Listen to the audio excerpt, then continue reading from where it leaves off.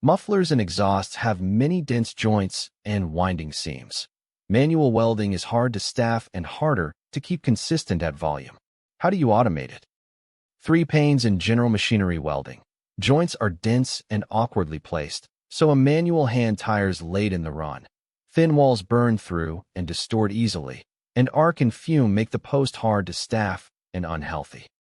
This cell uses an industrial robot with a torch, tracking each joint at constant speed along a preset path.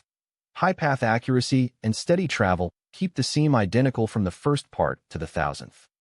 On thin walls, heat input is controlled by parameters, with staggered and skip welding to limit distortion, with fixture location, burn-through, and warping are both held in check. Switching exhaust variants is quick. A new part is a program and seam path change with quick change fixtures. No retraining a welder.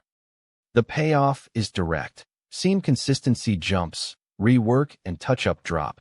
People leave the arc and fume, and both shifts weld continuously, capacity and quality both steady. General machinery, motorcycle parts, and home appliance exhaust and silencer components all drop into the same logic. However many or tangled the joints, a robot welds them all alike. This is EVST. We make welding line automation real.